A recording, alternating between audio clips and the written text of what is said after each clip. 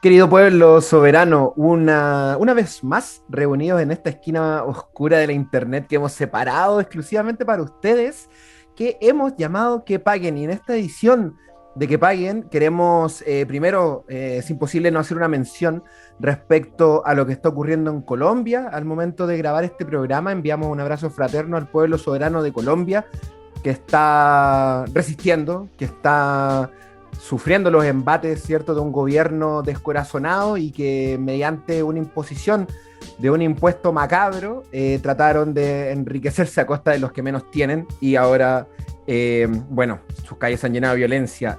Nuestro abrazo fuerte para el pueblo colombiano. Colombia resiste y bueno, si algo hemos aprendido es que la historia siempre va a ser nuestra y así será también para el pueblo de Colombia. Rob Núñez en una edición más de este programa que, como bien saben, se llama Que Paguen. Y aquí hacemos a la gente pagar. Una vez más me acompaña mi querida compañera, la mandaloriana de Recoleta, la querida Natalia. ¿Cómo estás? Buenas noches, Rob Núñez, desde la primavera misma. Se supone, se supone. Aquí estamos, aquí estamos. Me sumo plenamente a tu llamado, a tu solidaridad con el pueblo colombiano. Ha sido brutal todo lo que hemos conocido. Hemos pasado por cosas similares y obviamente creemos y luchamos por derribar las fronteras. Somos un solo pueblo luchando por la misma dignidad. Así que fuerza, solidaridad y resistencia al pueblo colombiano. Con la autoridad que nos da el buen juicio y en pleno uso de nuestra razón, como decía González.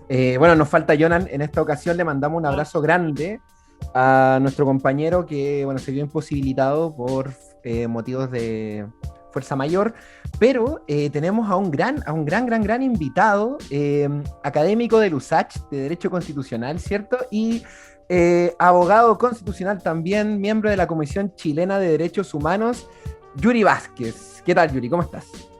Bien, bien, aquí estamos en estas noches pandémicas, en un mundo complejo, en un mundo cada vez más difícil. Me sumo también bueno, a los saludos. Hola Natalia. Hola Yuri, Y ¿cómo estás? bien, bien. Preocupado también por el devenir colombiano, por eh,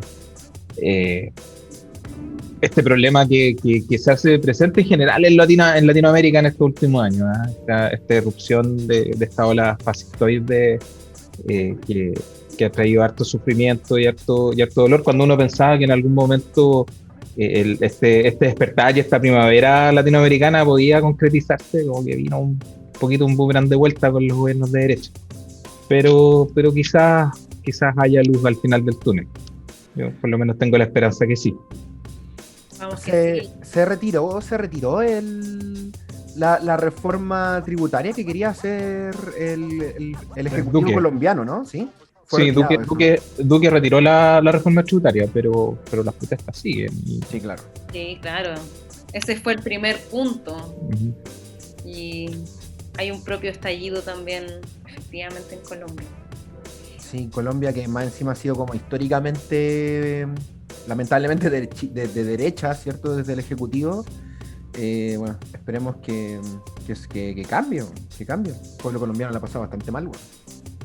Sí, claro. Sí, Claro. sí, ha tenido súper compleja todo lo que ha estado vinculado entre el narcotráfico, la guerrilla. Es una. Además, los fraccionamientos dentro de las distintas guerrillas, dentro de los grupos que también han tenido ciertas diferencias entre facciones, enfrentamientos propios entre el Ejército de Liberación Nacional.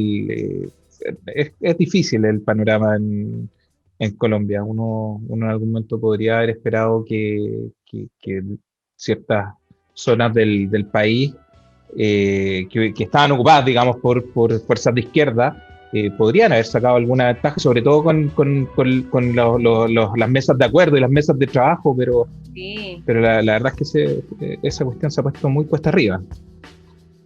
Sí, asimismo, todo el tema de la violencia que ha ejercido históricamente el Estado colombiano sobre su pueblo, sin ir más lejos, todo el tema que fue lo de los falsos positivos, ¿cierto? Exacto. Que, bueno, pues si los auditores no lo saben, que esto me pilla al voleo, pero se ejecutó a mucha población civil, ahí chiquillos, si me equivoco me corrigen, se ejecutó a población civil haciéndolos pasar por guerrilleros, con tal de tener réditos, ¿cierto? Económicos por parte del gobierno. Esto fue ejecutado por la policía, si mal no recuerdo, ¿no?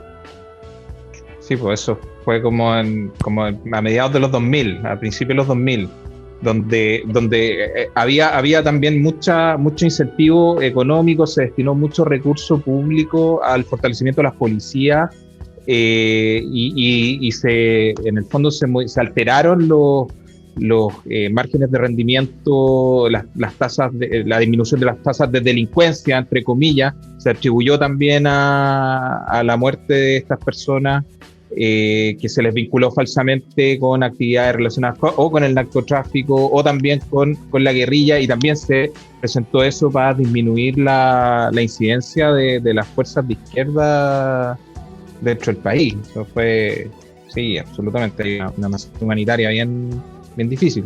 Uribe, ¿o no?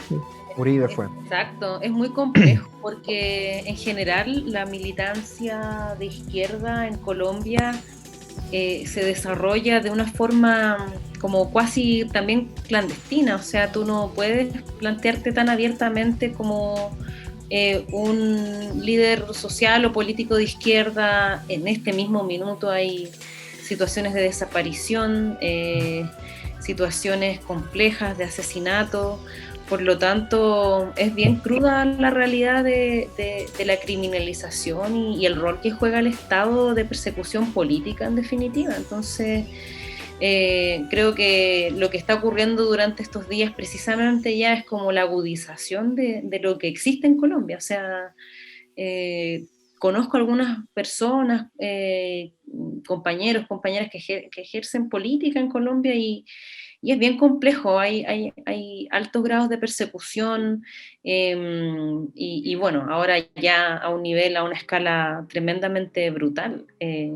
Así que toda la solidaridad y la fuerza al pueblo colombiano en este momento difícil, y que ojalá puedan sacar al limpio un proceso político que cambie el rumbo. Sí, bueno, este programa al pueblo colombiano, esperemos que pronto se acabe esta página, este libro. Ha sido un libro gigantesco de daños que ha vivido. Décadas. Sí, Sí, claro. han sido tomos y tomos de abusos por parte de un gobierno que quizá orbita dentro de lo más oscuro que nos ha dejado la gravedad de la influencia del hermano grande del norte. Y bueno, Colombia lamentablemente está ahí, ha estado históricamente ahí en esa sintonía. Pero... Sí, oye, a mí me sorprendió que Shakira se manifestó. Dije muerte, pero fue mi expresión más natural. Totalmente legítimo, güey. Ay, sí, no, terrible. Los futbolistas también ahí. Sí, yo estaba el lunes muerta Shakira, pero bueno, Shakira se manifestó, así que me cayó la boca, güey. Bueno, no así Maluma, se manifestó para puro decir que no es la forma. Ándate la chucha. Sí, claro. Yo no caché que dijo Shakira, yo no. Basta de... Mira, lo voy a buscar mientras, pero dijo como basta de matar gente y cosas así, bueno. Lo voy a buscar mientras tanto. Lo busco mientras tanto. Bueno. Dice, es inaceptable que una madre pierda a su único hijo a causa de la brutalidad y que a otras 18 personas se le arrebaten sus vidas en protestas pacíficas. Las balas jamás podrán silenciar la voz del que sufre. Mira, Shakira. O sea, para ser Shakira, bien. Me sorprende. Shakira, bien. Bien. Sí, bien Shakira. Pero no vinimos a hablar de Shakira en este programa. Nunca No me se ha confundan. ¿Nunca te ha gustado Shakira, Natalia, iba a decir? No, nunca me ha defraudado, todo lo contrario, nunca me ha defraudado. Debo confesarme una seguidora de la música de Shakira. ¿Qué Shakira es mejor? ¿Rubia, pelo negro, pelo rojo? Es que, bueno, te decía que nunca me ha defraudado y me gusta pelo negro. Pelo negro, Eso, ¿no? sí. Inevitable. Sí, antología, inevitable. Qué Esa grande. Shakira me encanta. Todas esas canciones que ya no canta. Oye, pero mi Shakira número 2 es la Shakira de pelo rubio. La rubia, no, She-Wolf, Sí. Ah, su carrera actual me gusta muchísimo. maravilloso. Maravilloso. Vamos al tema. Sí, porque nos encontramos, bueno, Chile también vive, ¿cierto? Su propio libro que ahora estrena sus primeras páginas. Que bueno, como saben nuestros auditores, estamos a puertas de las elecciones para elegir a los constituyentes que van a redactar la nueva constitución que nos regirá y que va a reemplazar la dictadura, la constitución del dictador. Parecido en todo caso. Así que a puertas de ese macro evento nacional, hemos invitado a Yuri, ¿cierto? Que, bueno, gracias Yuri primero por aceptar nuestra invitación, para que en su calidad de entendedor, ¿cierto? Del dogma constitucional, nos ilustre respecto a las trampas que ha escondido nuestra constitución y que nos ha llevado a que desde que fue promulgada hasta la actualidad hayamos descendido a los círculos más profundos de la injusticia social y del averno neoliberal. Porque muchos se escudan, ¿cierto?, en que la Constitución no tiene que ser cambiada, sino que basta con un par de promulgaciones de leyes, ¿cierto? Y que se pueden cambiar un par de comas y que todo va a funcionar bien. Hace poco, de hecho, se estuvo hablando en el...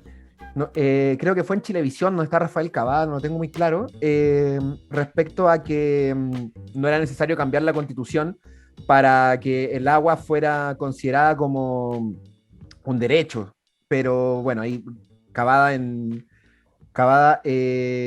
una demostración de profesionalismo, demostró de que a causa de cómo la Constitución maneja cosas como el Código de Agua, es que el Congreso ha estado de manos atadas desde que la Constitución es la Constitución, y cosas como el Código de Agua no se han podido cambiar. En este escenario, bueno, Yuri, primero te quería preguntar, a grandes rasgos, ¿por qué la Constitución del 80 tiene que ser cambiada? Preguntaza. No, a ver, para empezar, ¿por qué es la Constitución del 80? Sí, para empezar, ¿por qué es la Constitución del 80? Para empezar, porque en el 80, a ver, las constituciones son, si uno se quiere poner súper dogmático y todo, las constituciones son los pactos sociales, son los contratos donde una sociedad, donde todas y todos nos ponemos de acuerdo para definir qué tipo de país queremos. Eso ya es súper dogmático, súper elevado, doctrinario, porque la verdad es que tampoco existe en la historia de la humanidad ninguna constitución que sea tal cual, ¿no es cierto?, un pacto absolutamente social. Pero al menos son la idea de cómo se expresan las democracias. Entonces, tú en los 80, donde tenías ahí un país torturado, un país manejado absolutamente por una dictadura cívico-militar, donde no tenía ni medio atisbo de democracia, te presentan este librito, ¿no es cierto?, esta constitución, esta ley que influye respecto a todas las leyes, con determinaciones súper concretas. Entonces ya hay un tema ahí que se llama la ilegitimidad de origen. ¿Ya? La Constitución es originalmente ilegítima porque no está dada en democracia, sino que está dada en dictadura. Ahora, ahí en general, las constituciones en general no son muy democráticas en el mundo que uno dijera, ¿eh? Lo que pasa es que se van cambiando, se van aceptando y se van adoptando, pero cuando estaban, por ejemplo, en el gobierno de Bachelet, donde se discutió mucho el tema de la Asamblea Constituyente, y se acuerdan que estaba esta cuarta urna, o el marca tu voto, ¿no es cierto?, donde todos decían ya, a cambiar la Constitución mediante una Asamblea Constituyente, mediante el mecanismo más democrático. los detractores de eso decían que la verdad es que las experiencias de constituciones elaboradas desde la base son re pocas en el mundo, y eso es verdad, ¿ya? Eso no es un mito, ¿ya? Entonces, no basta solo con decir la constitución es ilegítima de origen, porque en otros países también lo son y se han ido adoptando y adaptando a las democracias que son un poco más profundas. Entonces, ¿cuál es el otro problema? Y el otro problema es que uno tendería a pensar que las constituciones son más bien leyes neutras. Por ejemplo, la constitución que teníamos antes en Chile, la constitución del 25, y este ejemplo es súper bueno para entenderlo, la constitución de 1925 permitió bajo su alero 4 proyectos absolutamente distintos de país.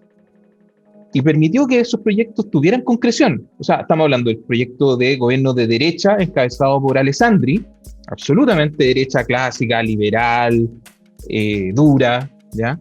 Tenía el proyecto de los gobiernos radicales, ¿ya? Pedro Aguirre Cerda, gobernar es educar. La industrialización del país.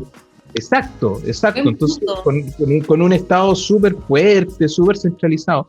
Tenía ahí el proyecto de la democracia cristiana con Frey, donde se impone esta idea social que viene desde las reformas sociales de la Iglesia, la chilenización del cobre, la primera reforma agraria, ¿ya? Y tenéis el proyecto socialista transformador profundo de Salvador Allende.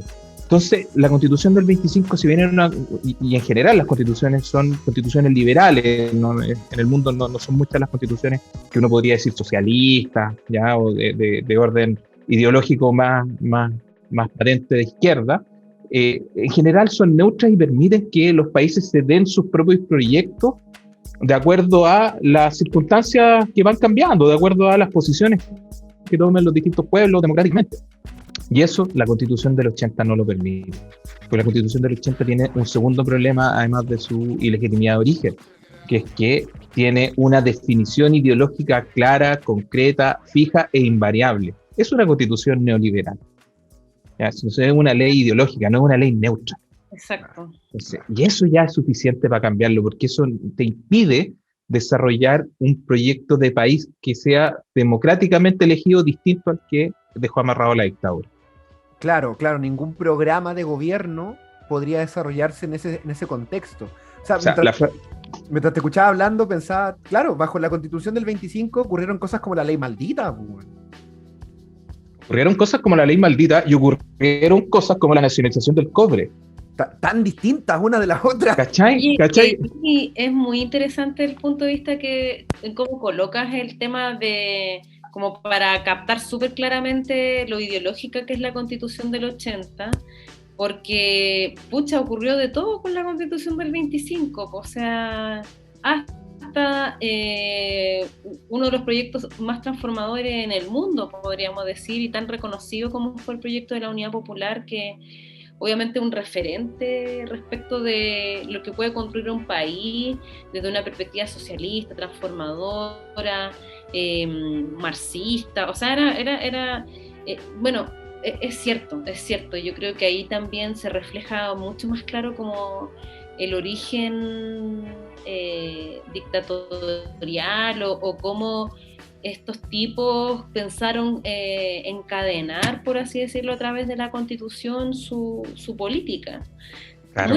Muy interesante. Claro, o sea, a ver, yo soy una persona izquierda, entonces yo evidentemente cada uno tiene sus posiciones respecto a lo que debiese ser una constitución. Yo creo en una constitución que consagre un Estado social de derecho, ya como base mínima, pero también tenéis que tener en consideración que al ser las constituciones las leyes fundamentales y los marcos en los cuales se desenvuelven los países, tiene que tener la suficiente flexibilidad como para que si el día de mañana la inmensa mayoría del país decide tener un proyecto socialista, ese proyecto socialista no se vea impedido de desarrollarse porque tenéis amarres anteriores. Si el día de mañana tenéis un proyecto mayoritariamente liberal, no es democrático tampoco pensar que la Constitución deba dejar trabas y amarres para que un proyecto liberal no se desarrolle si es que la inmensa mayoría lo quiere. ¿ya? Y ese es el punto, no tiene que ver con la posición ideológica que uno quiera, porque como te digo, yo personalmente, ¿qué más querría que una constitución socialista? ¿Cachai? Pero eso me lo tengo que ganar en la cancha, debatiendo, en las elecciones, ¿no es cierto?, construyendo, y no imponerlo mediante las cadenas que arrastre una ley que se redactó y se escribió hace 40 años.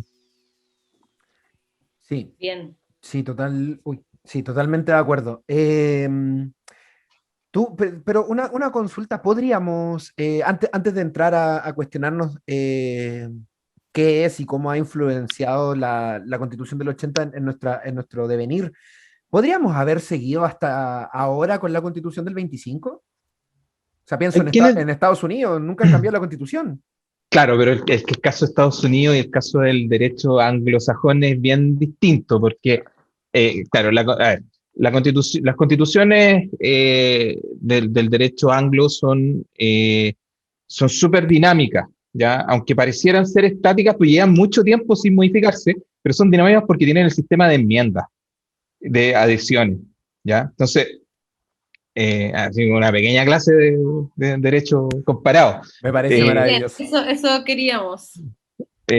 Mira, las constituciones como la norteamericana, que es el mejor ejemplo, tienen como una suerte de capítulo introductorio con una declaración de derechos, ¿no es cierto?, bien general, ¿ya? Es súper bonita la introducción de la Constitución norteamericana, porque dice, nosotros el pueblo, we the people. Es súper lindo eso, ¿cachai? ¿Y qué pasa? Que consagra una serie de derechos, ¿ya? Y no los limita. ¿Por qué? Porque después se le van sumando derechos. O sea, las enmiendas son eso, son adiciones a la Constitución que en los años futuros, ¿no es cierto?, mediante la actividad legislativa del Congreso se le van sumando. Entonces, la Constitución se va engrosando. Y además, porque la Corte Suprema en Estados Unidos, mediante sus sentencias, va adicionando también derechos, o va interpretando esos derechos que... Entonces la Constitución es dinámica, ¿ya? Va transformándose en la actividad tanto de los juzgados como de el Congreso. En cambio, en las tradiciones del derecho continental, que se llama el derecho que tiene esta herencia española, alemana, ¿ya? Y que tiene toda la repercusión en Latinoamérica, son constituciones súper estáticas porque son escritas y tienen un número acotado de artículos, y por lo tanto para tener una nueva constitución hay que redactar el escrito de nuevo y no se adicionan, no se van interpretando poco a poco, ¿ya? Y ese es un problema del derecho continental. Por mucho que se le hagan estas como reformas constitucionales, que no es lo mismo. Que no es lo mismo, porque las reformas constitucionales son leyes nuevas que derogan las anteriores y que se modifican y tienen todo un procedimiento. ¿Cachai? En cambio, la Corte Suprema, por ejemplo, en Estados Unidos, no necesita pasar por todo ese procedimiento, pero simplemente decide en un caso que es de tal importancia. Dice, por ejemplo, imagínate que se somete a debate en un juicio respecto de la esclavitud, ¿ya? El primer juicio respecto de si una persona tiene derecho a poseer materialmente, a ser dueño de otra persona. Y ese caso se lleva a la Corte Suprema en Estados Unidos. La Corte Suprema dice, ¿sabes qué? Nuestra Constitución consagra la libertad de todas las personas y por lo tanto las personas son personas, no son cosas. Eso, aunque no esté redactado como una ley, tiene rango de ley y tiene rango de ley constitucional. En cambio acá... De ahí nace una enmienda. Y de ahí o nace una enmienda o simplemente queda como el precedente judicial y la Corte no varía su pensamiento en el futuro. En cambio acá tú necesitas hacer todo el procedimiento de redactar una ley, ingresarla al Congreso, cumplir con los quórum, sacarla, promulgarla, etc. Acá seguiría siendo esclavo hasta que la ley no cambiara. Exacto. 10 años más siendo esclavo. Claro, exacto. Entonces, ¿sería viable la Constitución del 25? Sí, probablemente sí, porque las constituciones en esta tradición latinoamericana duran mucho tiempo, ¿ya? Tienen un promedio de vida al menos de 40 años, sin ninguna modificación, ¿ya? O sea, un promedio de vida de cerca de, 80 años con modificaciones. Por lo tanto, la Constitución del 25 perfectamente podría haber sufrido modificaciones, pero haberse mantenido, ¿ya? O sea, ponte a pensar que la Constitución anterior era del 33, casi 100 años. del 1833, ¿cachai? Entonces, sí, es factible, pero no, yo dudo que la Constitución del 25 se hubiera mantenido sin ninguna modificación durante todo este tiempo. Claro, sobre todo la dictadura. Sobre todo la dictadura, claro. Pero es que, claro, pero no hubiese pasado eso. Ah, no, sí, hubiese pasado. Nada, olvídenlo. No sabemos qué pasó, pero hubiese pasado. Olvídenlo, me puse en otro caso hipotético, pero no viene al lugar. Ya, bacán. Entonces, para los que argumentan de que, oye, Estados Unidos nunca cambió la Constitución, entonces, ¿por qué Chile debería cambiar la Constitución? Bueno, ahí está. La Constitución de Estados Unidos cambia permanentemente. Eso es un argumento súper falso. Sí, sí. Es un buen punto, es un buen punto.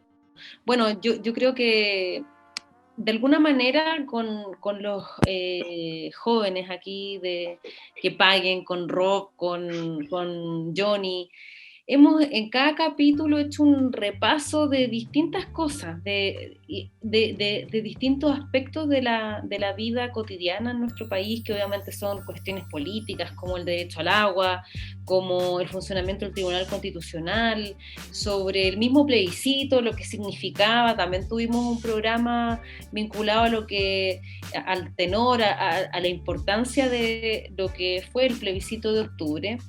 Bueno, hoy día también, por lo mismo, es súper bacán lo que hace el Yuri, porque introduce como el aspecto más troncal de lo que es una constitución y de también como seguir escudriñando en las trampas de esta constitución del 80, que se pinta efectivamente como no sé, una constitución también en esa línea, o sea, fue la que se impuso en dictadura, después el otro le puso la firma, también ha estado, entre comillas, acompañado de distintos procesos políticos de la dictadura, de la derecha, de la izquierda, pero lo que la gente, o todos nosotros debemos desenmascarar es que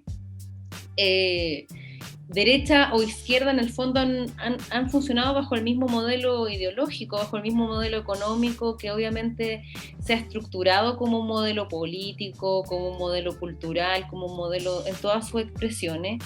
Y yo creo que es súper interesante en el fondo conocer ese proceso como tal.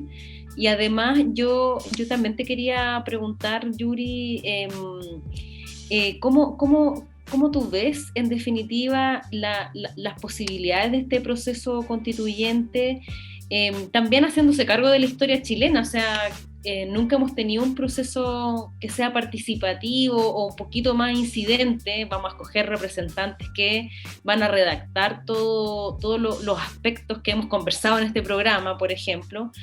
Pero ¿cómo ves tú respecto de la misma tradición jurídica de Chile? ¿Cómo son tus expectativas de este proceso constituyente?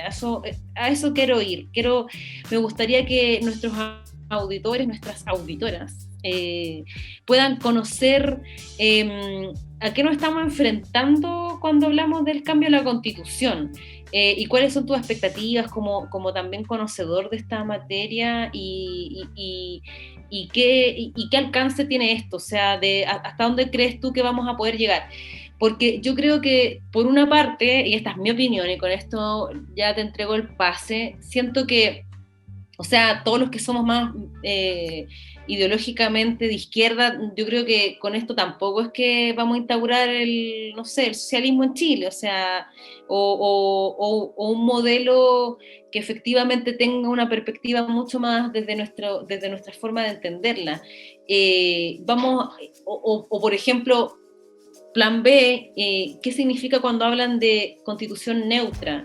¿La de Estados Unidos es neutra? ¿Qué significa eso respecto de incluso la hoja en blanco, en fin? O ¿qué pasa si precisamente tomamos el ejemplo de Colombia? Que en Colombia, en su proceso constituyente, en los 90, precisamente derechizaron el país. O sea, Juan, tú, así te lo pregunto, ¿tú qué expectativa ves? Así también como pregunta política, ¿no? O sea, y Rob también, o sea, ¿Se imaginan que también, así que el escenario sea peor, así como que gane este proceso la derecha y que al final la Constitución del 2022 sea, entre comillas, un retroceso desde nuestras miradas políticas?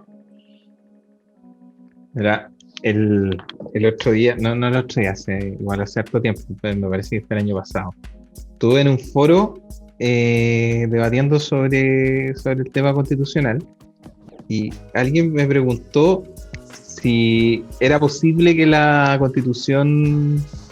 constitución fuera peor que la constitución del 80, y mi respuesta tajante fue no, no hay nada peor de lo que tenemos. Ya. Como partir de esa base. No, o sea, siempre, sí, evidentemente, siempre puede haber un cagazo de proporciones, pero hablando como dentro de que estamos en un proceso y todo, yo creo que es difícil tener una constitución más mala que la que tenemos. Es muy, muy difícil. ¿Ya? A ver, Amén. Amén, sí, ojalá. Igual es una buena base desde donde partir, no sé. Como ya tenemos lo peor que podemos optar, bueno, lo que salga va a ser mejor. Sí, yo antes era mucho más optimista, ahora tengo un optimismo un poco más moderado, pero hay que partir para mí la siguiente premisa es la más importante. El hecho de que exista un cambio constitucional democrático, ya que sea un proceso democrático con elecciones, ya, con todos los, si quieren después echamos a tallar sobre el tema del acuerdo del 15 de noviembre, que yo tengo hartas críticas ahí, pero ya la existencia de un proceso democrático para un cambio constitucional completo es un precedente que no puede ser obviado y que va a quedar como el precedente a futuro. Ya ninguna de las próximas constituciones a futuro se va a poder hacer de una manera distinta a la que estamos haciendo ahora. Con paridad, con elecciones, ya, con participación, o sea, todo eso ya se va a poder mejorar quizás con mayor participación de independientes, como quieran. ¿Ya? Pero hoy día lo importante de este proceso es que estáis sentando las bases para modificar la Constitución de manera democrática como nunca lo había hecho. Y eso ya es importante. Eso ya es una justificación suficiente para estar de acuerdo con el proceso. ¿Ya? Segundo término. Hoy día lo que ha logrado también el gobierno de Piñera, porque tampoco hay que dejar de lado la materialidad política, ¿no es cierto? El momento concreto en el que se está desarrollando el proceso.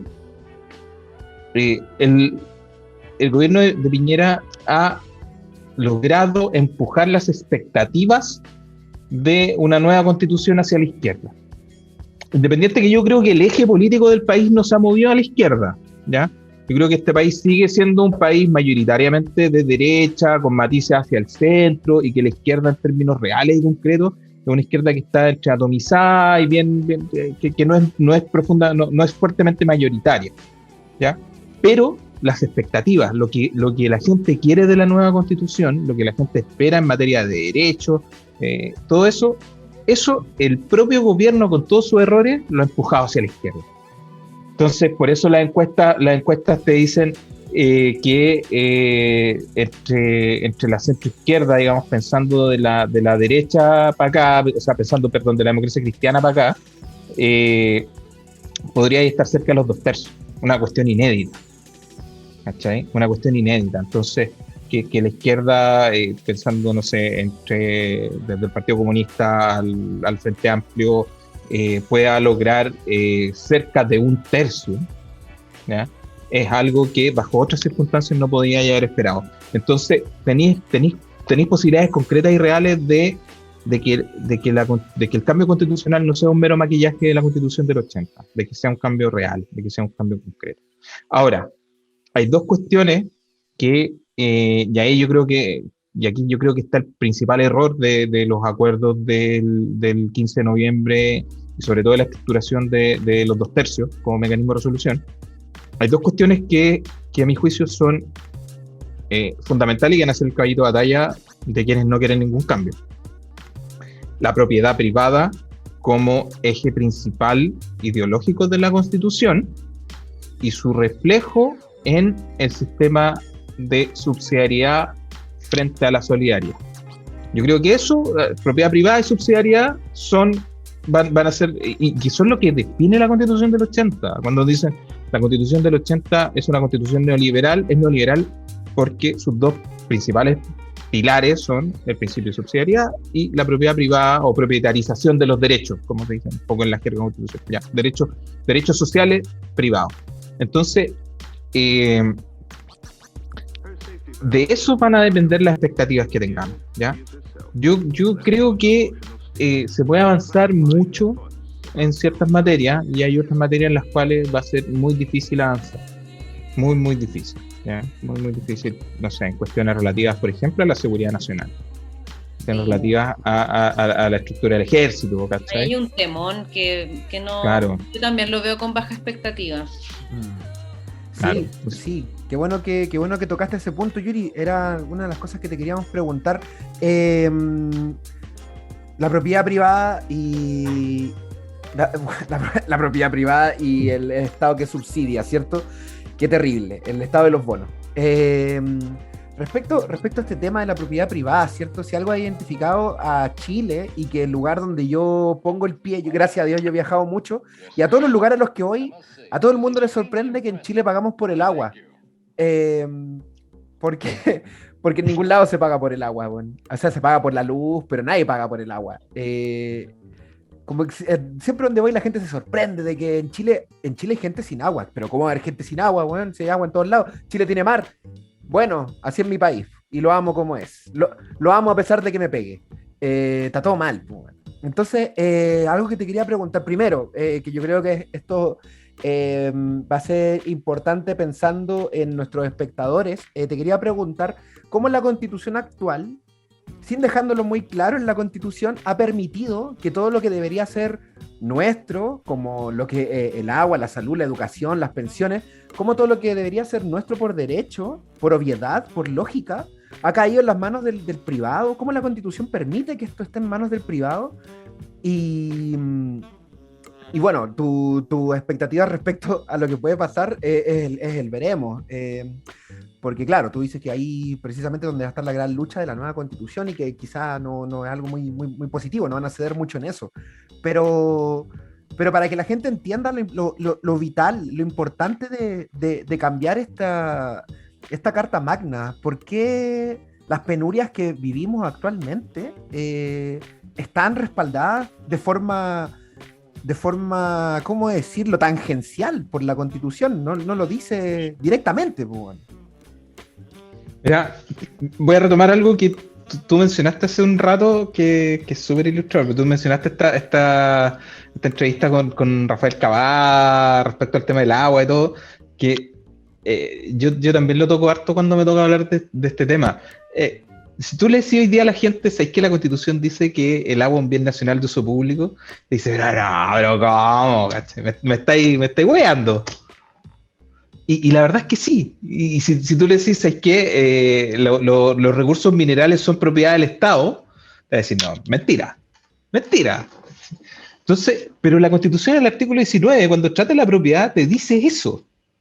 Lo que pasa es que tiene ahí algunos disfraces, ahí empiezan esta idea que ustedes plantean muy bien, la idea de las trampas, porque te dice, claro, en general, las aguas, en general, los recursos minerales son de propiedad de todos los chilenos, son de propiedad del Estado, son bienes nacionales de uso público, pero se pueden constituir derechos privados sobre ella y sobre los derechos hay propiedad privada de la misma manera como hay propiedad privada de las cosas. Idénticamente, yo puedo ser dueño de un derecho, como puedo ser dueño de un computador, como puedo ser dueño de un auto, como puedo ser dueño de un sillón. Se equiparan ambos. Absolutamente. Entonces, claro. Y a su vez, la Constitución trata un puro derecho de propiedad, que es el derecho individual de propiedad, derecho de propiedad individual. No hay derecho colectivo, por ejemplo, no hay derecho de propiedad colectiva, ¿ya? Los condominios son simplemente una suma de derechos individuales, ¿ya? Pero no hay colectivo. Claro, ¿cachai? Tiene la cooperativa. Entonces, pero las cooperativas son propiedades individuales, ¿no es cierto?, que se suman para generar una productividad común, ¿cachai? Pero no es propiedad colectiva, no es propiedad social, no es propiedad que no le pertenece a nadie porque nos pertenece a todos, ¿ya? No hay propiedad indígena, por ejemplo, en la Constitución, ¿ya? Y eso es para un país, ¿no es cierto?, como el nuestro, un país latinoamericano, donde tenéis al menos 12 etnias concretas, ¿no es cierto?, con sus propias concepciones de lo que es la propiedad o de lo que son las leyes, y no tenéis reconocimiento constitucional de la propiedad indígena. Entonces, tenías ahí otro problema. Pero lo más complejo es que se produce una propietarización, una propiedad privada de los derechos colectivos. Entonces ahí tenéis otro problema que es gravísimo. O sea, derechos que, como la salud, como la educación, como la seguridad social, ¿ya?, que son susceptibles de apropiarse privadamente. O sea, ¿por qué tenéis un sistema de AFP que es casi único en el mundo? ¿Ya? Y aquí les paso un dato, les paso un dato. Usted, cuando tú prendís la tele en la mañana, hay un matinal que están discutiendo sobre el 10% y típico que hay un diputado o diputada de derecha que te dicen, no, yo estoy de acuerdo con el 10%, pero tiene que ir a las cuentas individuales porque los sistemas de reparto fracasaron en el mundo. Esa es la mentira más grande que se puede decir. Porque la verdad es que los sistemas de seguridad social, estatales, públicos y de reparto son la inmensa mayoría en el mundo.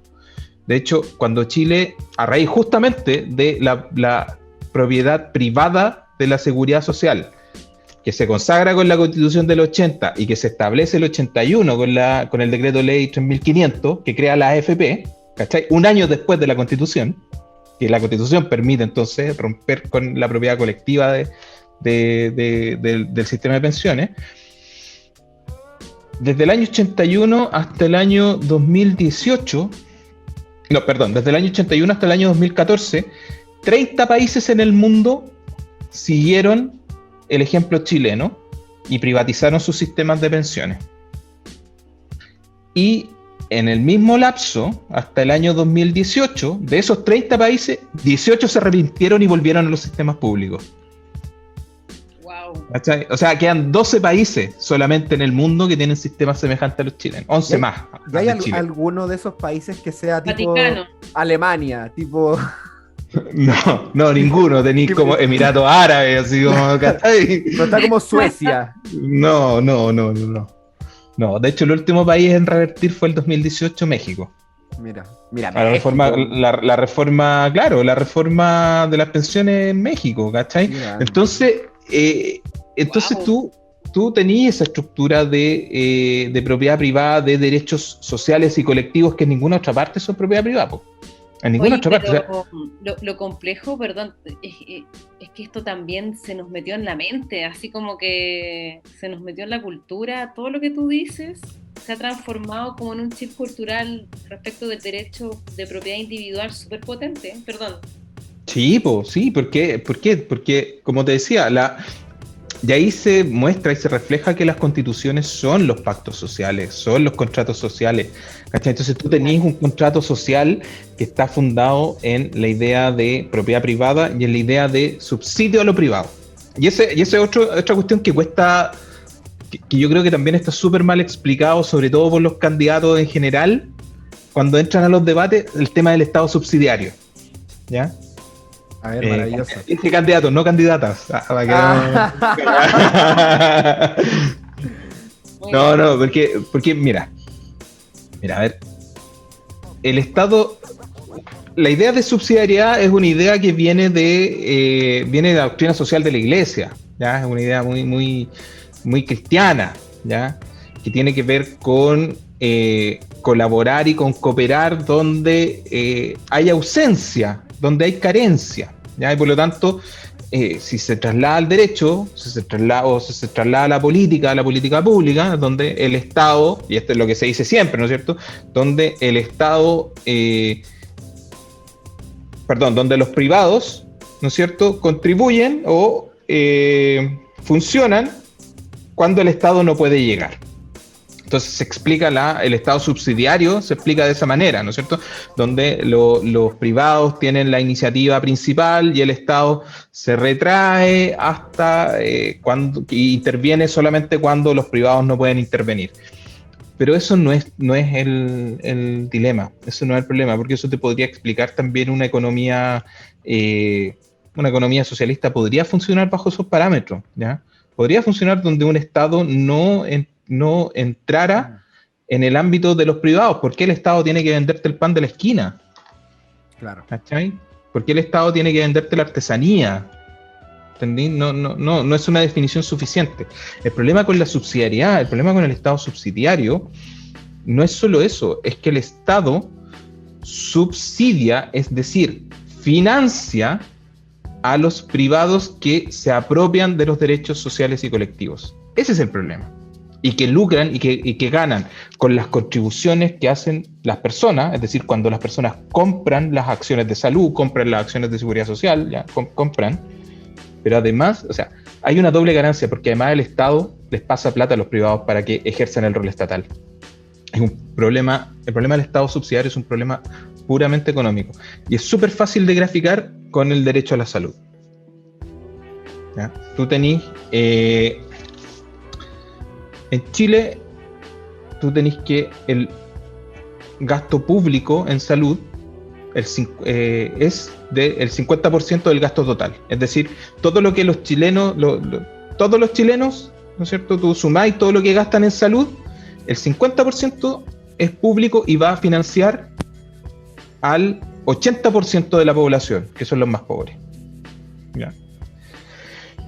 El sistema privado, ¿ya?, es un 50% también, pero va a financiar al 20% más rico de la población. Ya tenía esa descompensación, o sea, tenéis la misma cantidad de plata que va a financiar la salud del 80% y la misma cantidad de plata que va a financiar la salud de la minoría, que es el 20%. ¿Ya? Ya tenéis una descompensación. Pero ¿cuál es el tema? ¿Por qué ese 50% financia el 20%? Porque financia el 20% más rentable.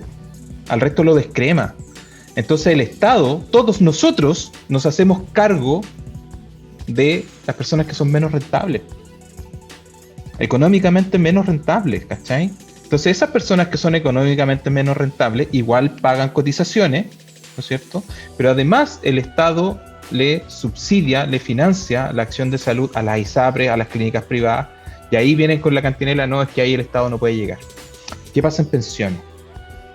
El sistema AFP versus el pilar solidario. El pilar solidario, en el año 2008, con la reforma de pensiones, la reforma de pensiones en el primer gobierno de Bachelet, ya, antes de esa reforma de pensiones, lo que existían eran las pensiones asistenciales que las dan las municipalidades, que tenían un promedio de 26.000 pesos y que además tenían cupos. No todas las personas accedían. Entonces, ¿qué vino a hacer la reforma de Bachelet del 2008? A universalizar las pensiones solidarias, ¿no es cierto?, para cubrir al 60% de la población más pobre, ¿ya?, con una pensión básica o con un aporte previsional solidario, ¿ya?, con un suple, ¿no es cierto?, de las personas que tienen pensiones muy bajas, para las que cotizaron o no cotizaron nunca, cotizaron muy poco o no cotizaron nunca. ¿Cómo funciona ahí el Estado subsidiario? Todas las personas que nunca trabajaron, que nunca cotizaron, principalmente las mujeres, Exacto. ¿ya?, son sujetos de acción estatal, de subsidio estatal. Y el resto, las personas que son económicamente rentables, son sujetos de acción privada, se van a la AFP. Y la ley te prohíbe, ¿cachai?, irte a un sistema distinto, te obliga a estar en la AFP. Entonces, tú, como persona, contribuyes con tus cotizaciones a que la AFP genere ganancias, te cobra una cuota, ¿no es cierto?, una comisión, ya, además. El privado, permanente. Exacto. Y ese privado no se hace cargo de las personas más pobres, po. Entonces el Estado descrema, dice, usted, privado, hágase cargo en los derechos sociales de aquellas personas y de aquellos derechos que son rentables. Las personas menos rentables nos hacemos cargo nosotros, el Estado, y se lo cargamos a todos los chilenos. Entonces, Claro. esa es la verdadera forma de que funciona el Estado subsidiario. No es que el Estado se retraiga, todo lo contrario. El Estado avanza a hacerse cargo de aquello que los privados no se quieren hacer cargo porque no es rentable, y además le traspasa recursos a los privados. Te entiendo. Es como la ley de urgencia. Es como la ley de urgencia, por ejemplo. Como que se hace cargo de los cachos, po, de los cachos para el privado. Pero sí, eso es, po, eso es. Por eso te digo que el concepto ahí es descreme. Qué horrible, ¿cachai? weón. Entonces, por eso te digo mira, yo he escuchado varios candidatos constitucionales que hablan del tema de que el Estado subsidiario hay que terminarlo porque el Estado aquí se retrae y le deja a todos los privados. Y la verdad no es tan así, es incluso peor. Entonces también necesitamos tener conceptos más acabados.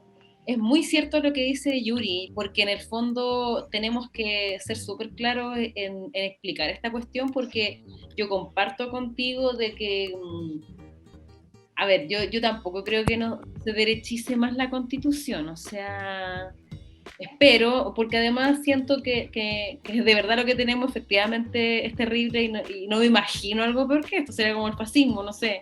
Claro, ya sigo el tercer Reich, cuarto Reich. Peor que esto sería en mi lucha. Sí, claro. O sea, eso pienso en primer lugar, pero creo que efectivamente el gran rollo que se van a empezar a tirar es ese, o sea, es como el rollo del Estado subsidiario, el rol del Estado, el rol del privado, precisamente. Y creo que que nosotros tenemos que estar súper preparados para ese discurso, porque, por ejemplo, planteaba este tema cultural, porque pasa el tema de que se nos metió el chip de la propiedad privada individual, de lo que es mío y no sé qué, a propósito también de un sistema solidario en seguridad social, en pensiones, cuando toda la gente como que está muy, muy de acuerdo con la capitalización individual y no construir otro tipo de sistema porque, pucha, mis pensiones son mis pensiones. Entonces, creo que ahí vamos a tener que hincarle bien el diente, y yo comparto contigo de que el momento de hablar de estos temas era ayer, o sea, siento que vamos a un ritmo que igual somos un poco presos de ese ritmo, de que ahora estamos en campaña, entonces solo hablamos de la campaña, pero yo creo que muchas personas, y esto lo he sentido, muchas personas nos dicen o ya están, bueno, ¿cuándo hablamos de la Constitución? O sea, ¿en qué minuto vamos a empezar a discutir estas cuestiones? Porque la derecha hace rato ya está tirando el rollo. Y creo que tenemos que ganar cancha en la discusión ideológica, en la discusión política, en la discusión pública, o sea, y de cómo metemos más estos temas, porque ya, por ejemplo, la óptica del Yuri, yo no la había visto así también, o sea, lo confieso, el palo era para mí. Yo, no, sí, yo sé que yo soy candidata, una humilde candidata, no estoy en esas lides, pero no había dicho esto antes, pero la verdad es que yo creo que hay muchas personas que están con ese tema de, bueno, ¿cuándo vamos a discutir los temas que van a ser de contenido para todo este debate constitucional? Y bueno, lo otro que también quería plantear respecto de esta misma cuestión del Estado subsidiario y del rol del Estado, por ejemplo, el otro día yo estaba leyendo el Mercurio y también siento que la derecha se siente igual derrotada con este debate, o sea, pese a que todavía no hay un conocimiento pleno de cómo abordar el rol del Estado, lo que sí está súper claro es como el tema de los derechos, así como del derecho a la salud, el derecho a la vivienda, el derecho a ciertas garantías constitucionales que al menos en el Vox Populi se escuchan harto. Pero en el Mercurio estaban como planteando, bueno, cómo colocar el derecho como a la libre competencia, en el sentido de que también en la misma línea inversa de los candidatos de izquierda, o sea, de cómo la iniciativa del Estado compite a la par con la iniciativa privada, en el fondo. Y que quede como bastante delimitado cuál va a ser el rol del Estado y cuál va a ser el rol del privado.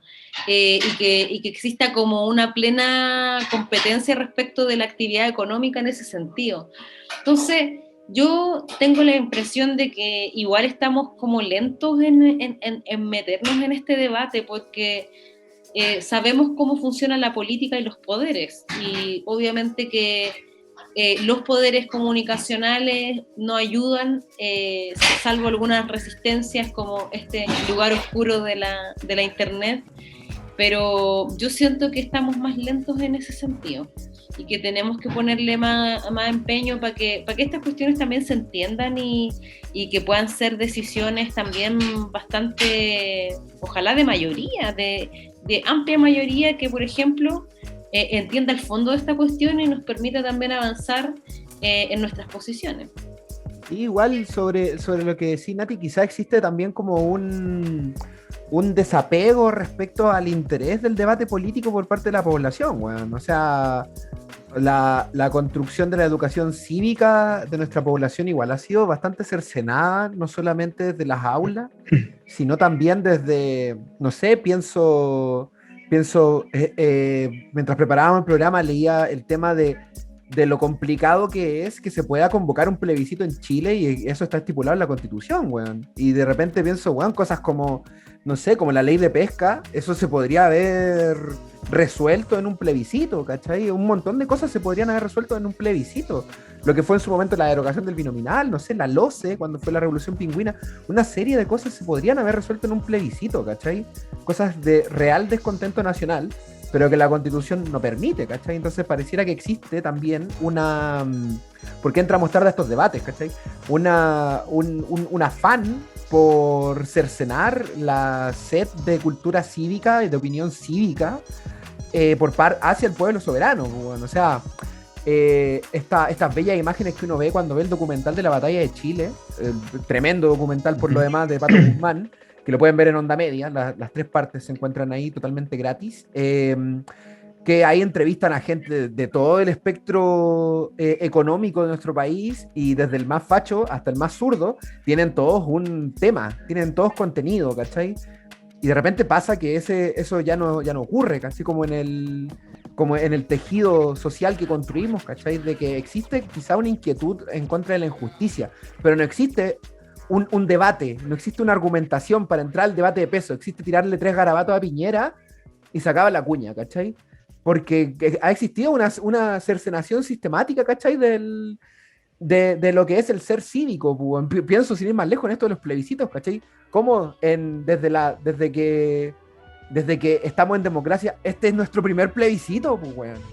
O sea, lo que ocurrió con el apruebo y el rechazo, ese fue nuestro primer plebiscito, weón. ¿En cuántos años, loco? En más de 2 décadas, weón. Eso no está bien, pues, weón. Sí, pues, brigio. Mira, ahí yo creo que hay 2 cuestiones que hay que tener en consideración, que tienen también mucha relación con la Constitución. Primero, porque la Constitución del 80 tiene 2 basamentos democráticos en los cuales tú podés resumir. ¿Cachai? Tú podés resumir la actividad o la idea democrática de la Constitución en 2 cuestiones. ¿Cachai? Primero, en que la Constitución del 80 desconfía de las personas.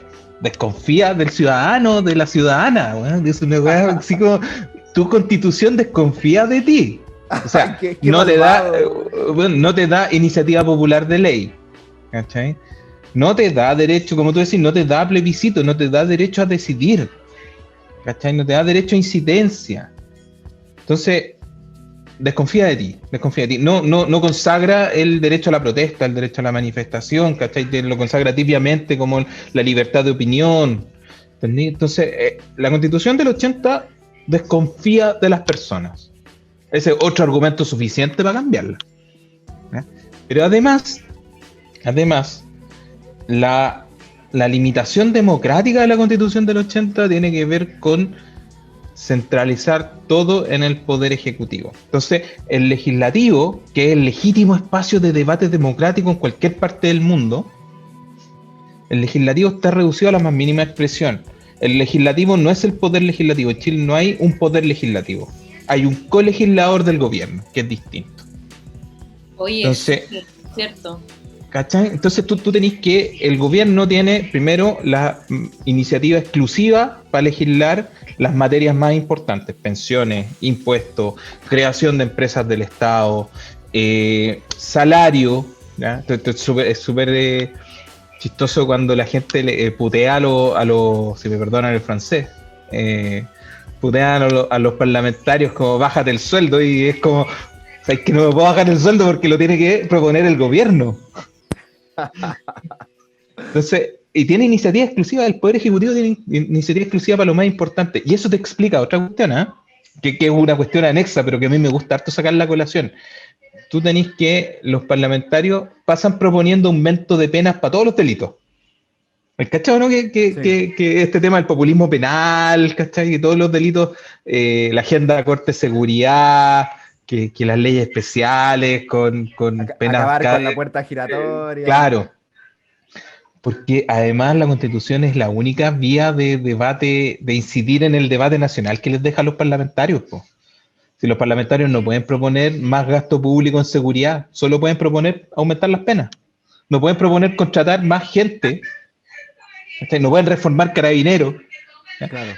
Entonces, la democracia que propone la Constitución del 80 tiene dos características profundamente antidemocráticas: concentrar todo en un gobierno que no tiene un espacio de debate democrático o legítimo con el resto de la ciudadanía, sino que ejecuta, por algo es el Poder Ejecutivo, y desconfiar de la población. Entonces, ¡qué horrible! ¿cachai? Entonces, ya cambiando eso, imagínate, tú ya cambiando las materias de iniciativa exclusiva, ya diciendo que los parlamentarios pueden legislar y pueden proponer modificaciones al sistema de pensiones, al sistema de salud, pueden incorporar, inyectarle más recursos y no pasar solamente por el Poder Ejecutivo. Ya cambiaste el eje del debate respecto a la construcción de leyes que tengan una plasmación en la realidad concreta. Oye, Claro, Yuri, ¿y eso puede ser llamado parlamentarismo o no necesariamente? ¿O el parlamentarismo ya sería como lo contrario a lo que tenemos ahora? Marx decía que los sistemas parlamentarios son los sistemas democráticos más avanzados en las sociedades burguesas. Me gusta partir con esa frase, es súper linda. Yo creo que el problema no está en si lo conceptualizamos como parlamentarismo o no, porque también tenéis hartos matices entre medio. Tenéis parlamentarismos atenuados, ¿cachai? Tenéis sistemas regionales, por ejemplo. Yo creo que darle más poder al Congreso, pese a que hoy día el Congreso también es una de las instituciones más deslegitimadas que tenéis en el país, permitiría fortalecer la democracia. Yo creo que puede haber el concepto clásico de parlamentarismo es que tú tenés un Congreso, ¿no es cierto? Tú elegís solo a los miembros del Congreso, ¿ya? A las personas, a los diputados y a las diputadas, y de ahí sale el jefe de gobierno, ¿no es cierto?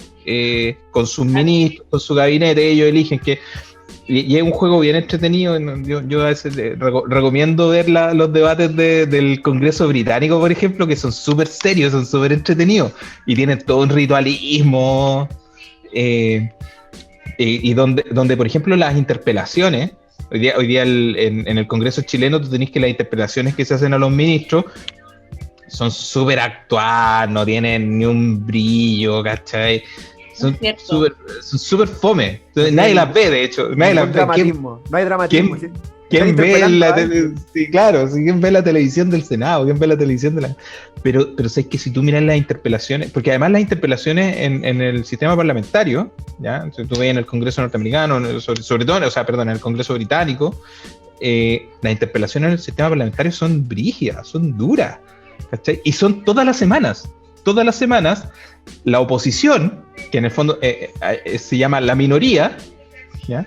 Que es circunstancial, porque ahí sí que cambia, la oposición se para en pleno y el líder de la oposición, que es como el jefe de bancada empieza a interrogar a los ministros. de gobierno, ¿cachai? ¿Por qué pasó esto? ¿Por qué hizo esto? Explíqueme esto, ¿cachai? Y bueno, y rinden cuentas públicas todas las semanas.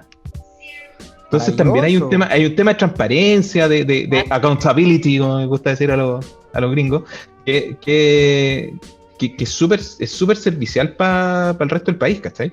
Entonces, claro, tú podías experimentar con construir nuevas formas de democracia, quizás mantener la figura presidencial, ya que nos gusta tanto el tradicionalismo presidencial y todo eso, pero hay que quitarle poder al presidente de la República, hay que quitarle poder político y poder territorial.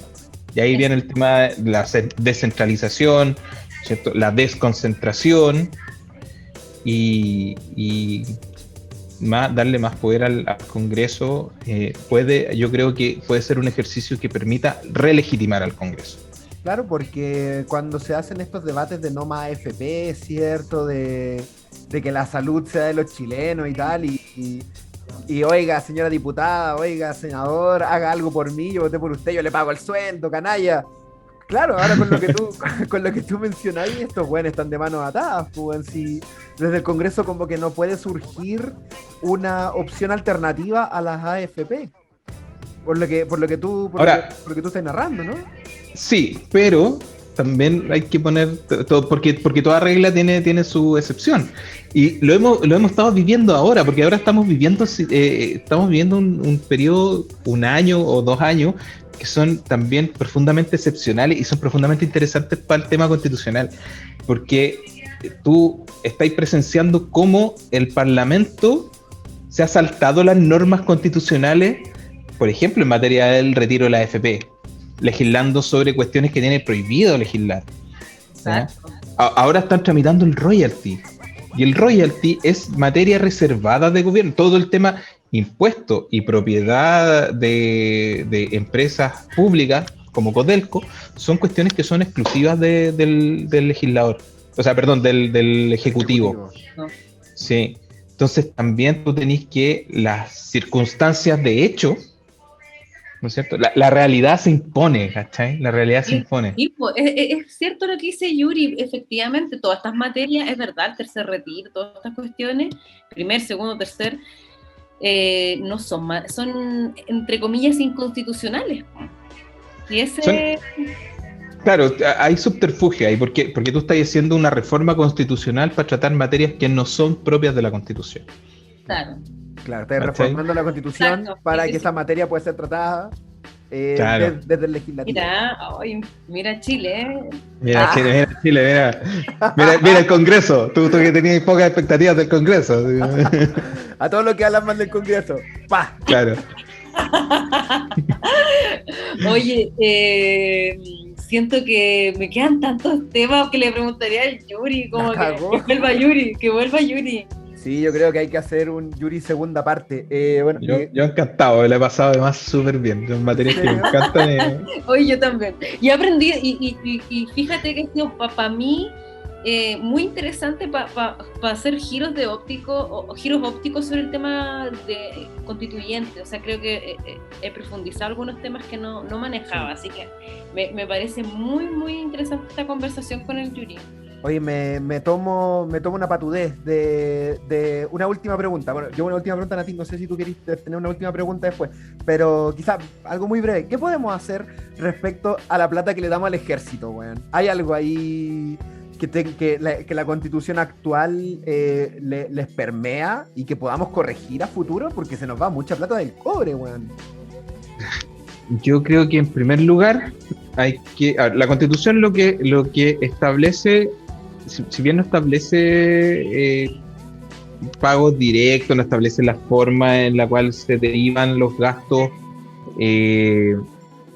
o la inversión, ¿no es cierto?, pública en defensa, porque esas materias se regulan en otras leyes, les otorga 2 características principales a la inversión en defensa. Primero, les da rango de ley orgánica constitucional. ¿Okay? Y eso implica que tenéis un quórum altísimo para modificarla, ¿no es cierto? Y segundo, les permite establecer leyes reservadas. ¿Okay? Les permite establecer leyes reservadas por causa de interés nacional. Esa cuestión hay que modificarla. Eso es lo primero que hay que modificar. Ley reservada. Porque Ley reservada, ¿qué quiere decir la nomenclatura?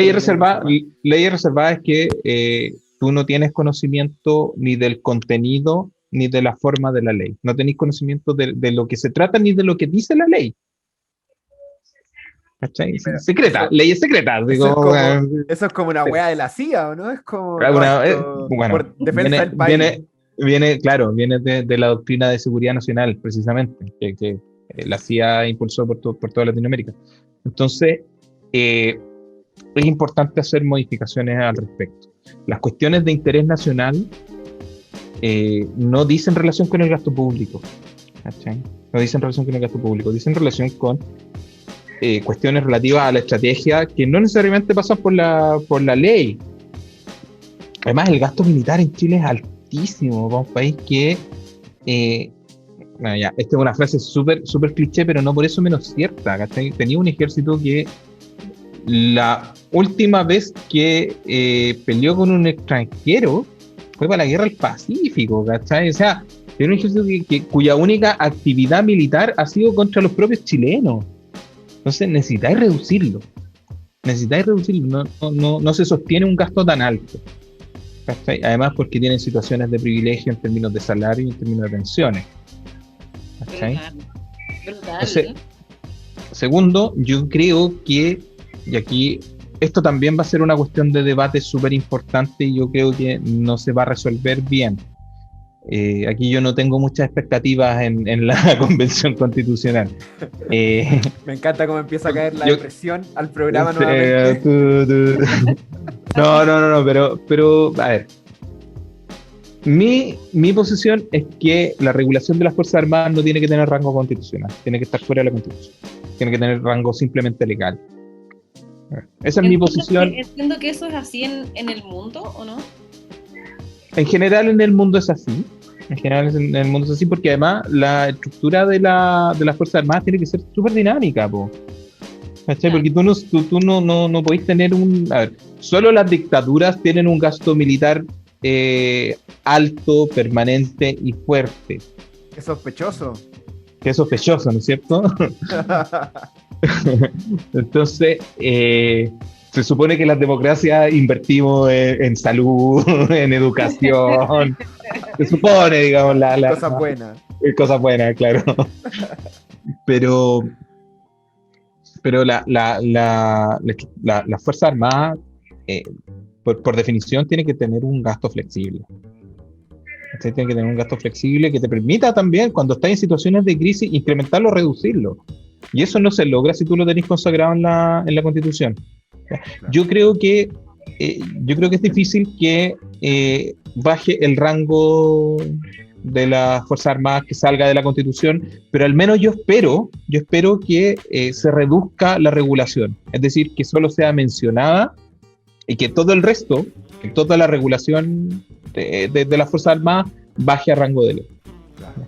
Y que así pase con otros ítems, por ejemplo, con el debate en torno al Tribunal Constitucional, si debería existir o no debería existir. ¿No?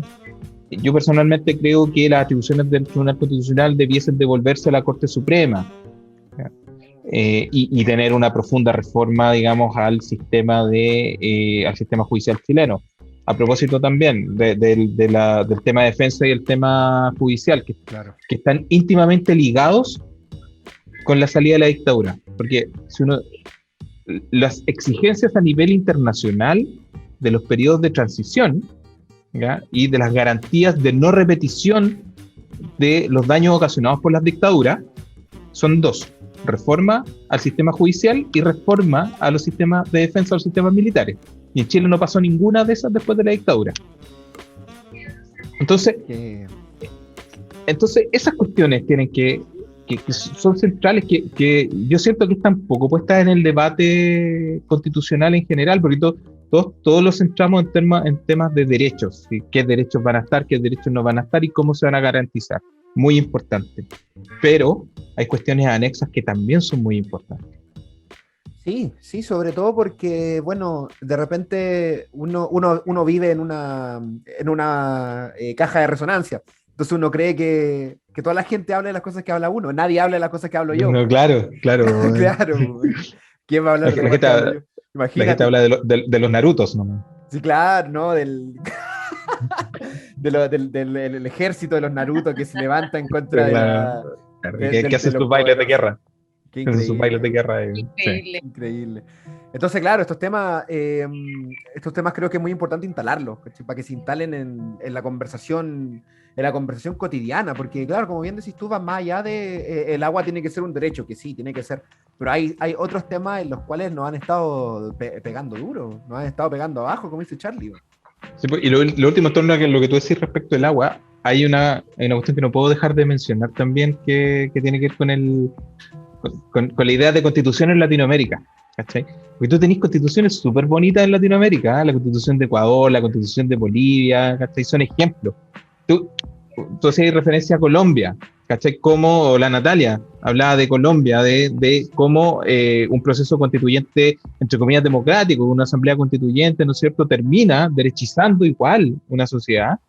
Sin embargo, y justamente en contraposición a lo que pasa en la sociedad colombiana, la Corte Constitucional colombiana es una corte que falla precioso, es una corte que uno podría pensar muy de izquierda, que es como el Tribunal Constitucional chileno, ¿ya? Y tiene por ahí una sentencia de los años 90 donde expropia una propiedad del narcotráfico para construir hospital, y dice: la expropiación en interés público de aquello que ha causado daño no merece indemnización. Y una weá como expropiación sin indemnización es una weá que atenta contra el sentido común de los abogados. Entonces, como que tú le decís a esa weá a un abogado y se agarra cabezazo. Pero ¿cachai qué pasó en Colombia?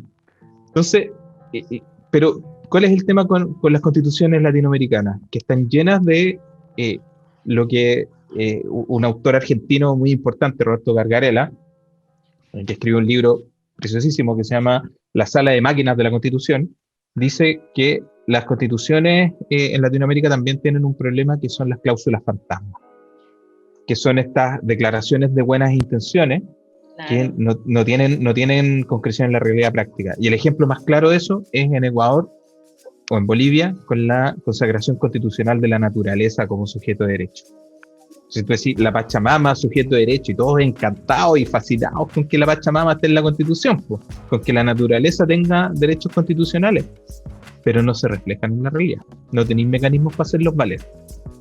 Entonces también, y ese es el peligro que se corre desde la izquierda en la Convención Constitucional, que nos llenemos de declaraciones de decir: todos los chilenos y chilenas tienen derecho a la educación. ¿Y cómo? Todos los chilenos y chilenas, por ejemplo, lo que pasa con el derecho a la salud, tienen derecho al acceso a la salud. Súper lindo, po.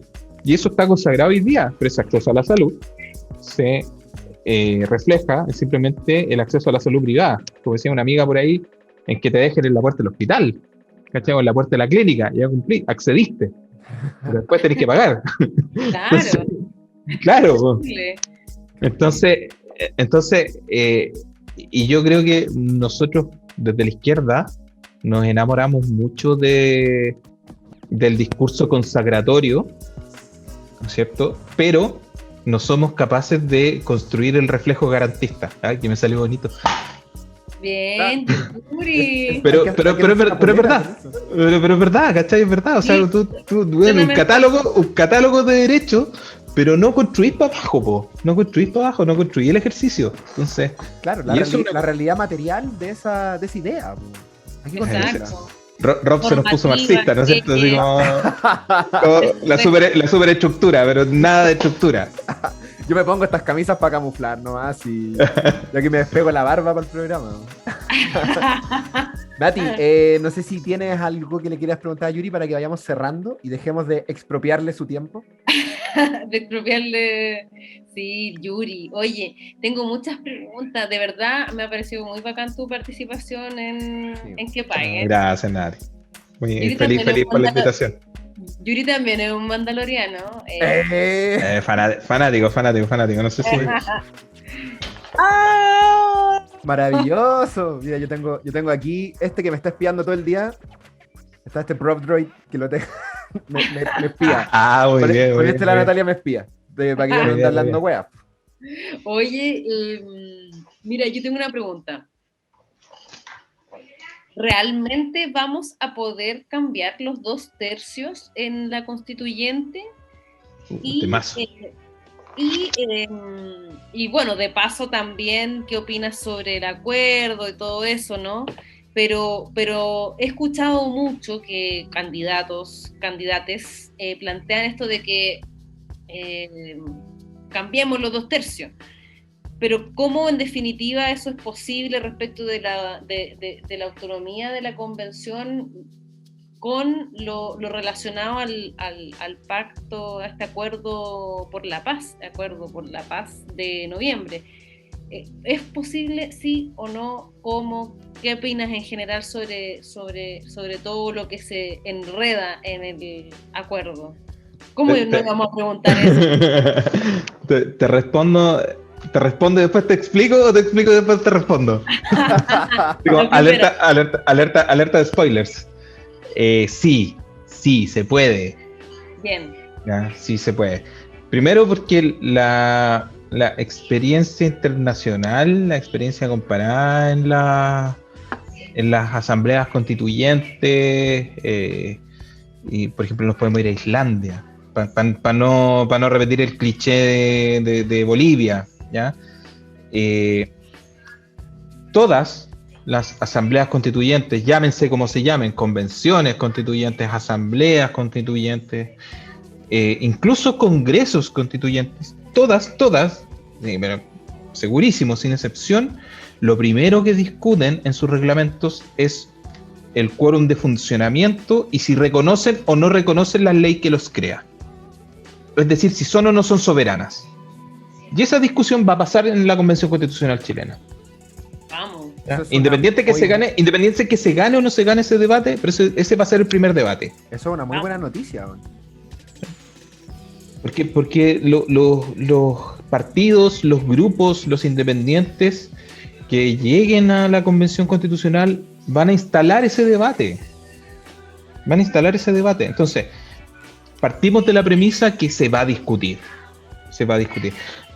El ejemplo de el ejemplo de Bolivia es un ejemplo muy bueno, ¿ya? Porque el ejemplo de Bolivia, todos los que están a favor de los 2/3, ¿cierto? Dicen, no, pero es que Bolivia resolvió sus problemas, resolvió su convención, su asamblea constituyente mediante 2/3. Sí, pero ojo, que la ley que creó la reforma constitucional, ¿no es cierto?, que instaló la asamblea constituyente en Bolivia, claro, decía que iba a resolver por 2/3, pero la asamblea estuvo primero un año sin funcionar, solo debatiendo el quórum. Segundo, la derecha se retiró, se atrincheró casi con un golpe de Estado desde Santa Cruz, ¿cachai?, para deslegitimar, y fue derrotada, ¿no es cierto?, en sus posiciones a raíz de lo que venía discutiendo en la Asamblea Constituyente Boliviana. Y después cuando parte de la derecha se reintegra a la Asamblea Constituyente, resuelven, sacan un reglamento y dicen, perfecto, nosotros soberanamente ahora asumimos que vamos a debatir con 2/3, ¿ya? Pero los disensos los vamos a sacar a plebiscito. Y se produce un disenso tremendo y fundamental respecto a propiedad indígena.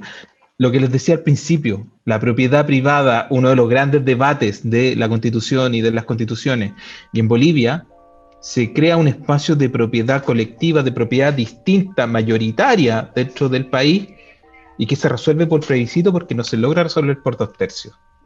Y es una cuestión que no estaba contemplada en la ley delegatoria, en la ley que crea la Asamblea Constituyente. Entonces, hay experiencia que te dice, sí, efectivamente la Asamblea Constituyente, la Convención Constitucional tiene las potestades de debatir. Lo que nosotros creemos es que sí es una asamblea soberana que deriva su poder de resolución de la potestad del pueblo, puede autodefinirse los quórum.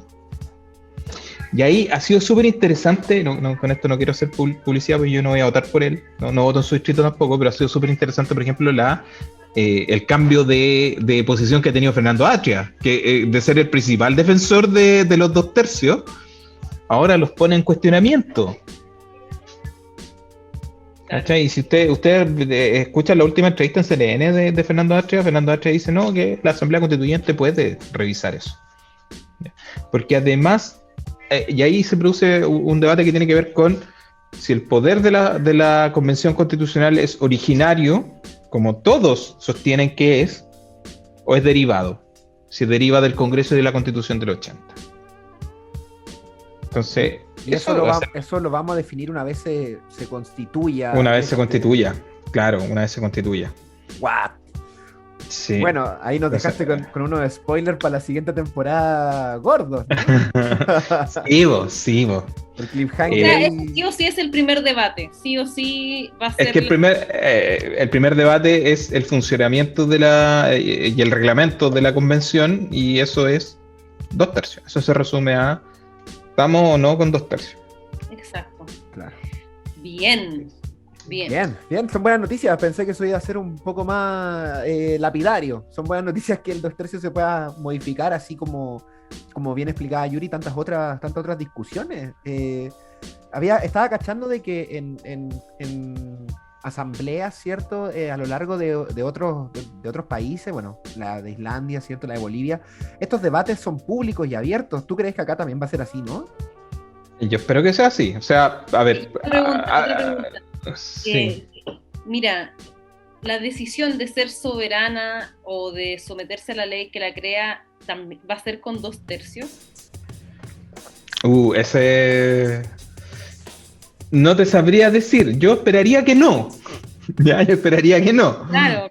Incluso es más, yo esperaría que a ver, en el fondo, si una persona es electa convencional, y ponte tú que una persona de derecha, una persona de Bópoli, ¿ya? Es electa convencional y se pone en la votación de definir si es soberana o no es soberana, se va a poner en la encrucijada de decirle a sus electores, ¿saben qué? Yo no tengo poder para decidir. Ustedes me eligieron para no decidir. ¿Ya? Entonces uno esperaría que hayan actos racionales. Sabemos que la derecha en nuestro país no es racional, es absolutamente irracional. Pero yo al menos creo que esa definición, la definición del reglamento, si bien la reforma constitucional establece que las definiciones de la Asamblea se van a adoptar por los 2/3, la propia Asamblea sea capaz de definir, o la propia Convención sea capaz de definir que no están amarradas a ese quórum, ¿ya? Y que el reglamento lo pueden definir por mayoría simple.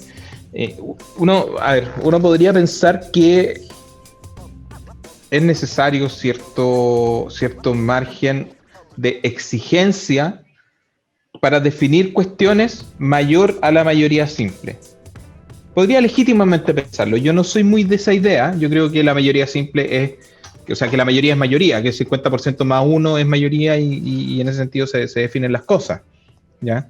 Y cuando me preguntaban, que no contesté, y aprovecho de contestar ahora, respecto a mi opinión en torno a los acuerdos del 15 de noviembre, tienen que ver un poco con eso, con que hay una idea conservadora disfrazada de progresismo en el tema de los 2/3. ¿Ya? Sí, sin duda. Porque hay una idea de progresismo que tenemos que tener un país que sea capaz de llegar a grandes acuerdos, ¿no es cierto?, para empujar todos para adelante. Pero la verdad es que esa es una idea profundamente conservadora. Primero porque tenemos experiencia empírica. Sabemos que los 2/3 no fomentan los acuerdos, sino que fomentan los disensos. Y lo hemos vivido durante 40 años de Constitución. Sabemos que los 2/3 significa empoderar a 1/3 con capacidad de veto. Exacto. Por muy hoja en blanco que se diga que hay. Exacto. ¿Ya? Porque la hoja en blanco no funciona con los 2/3. ¿Ya? La hoja en blanco funciona justamente con la regla de mayoría. Entonces, no hay ningún quórum que te garantice llegar a acuerdos, ¿ya? Y si no hay acuerdos, mayoría gana. Es como en el colegio, ¿cachai? Sí, es simple, exacto. Mayoría gana, ¿cachai? Entonces, hay otras cuestiones que se tienen que considerar que no tienen que ver con con la matemática de las votaciones, sino que tienen que ver con un poco con la filosofía de los derechos. ¿Cachai? Hay un autor también, Luigi Ferraioli, un autor italiano, que es súper importante en la estructura de los derechos a nivel mundial, que Ferraioli dice que los intereses mayoritarios, los intereses públicos, los derechos, tienen que, mientras más públicos sean, revisten de dos características principales. Primero, que se sustraen al mercado, no están regulados por el mercado. Y eso pareciera una cuestión de perogrullo en cuestiones como educación, salud, etc. Y segundo, y esto va a sonar súper chocante cuando lo diga, pero después lo voy a explicar. Los derechos se sustraen a la mayoría. Y tú decís, ¿pero cómo?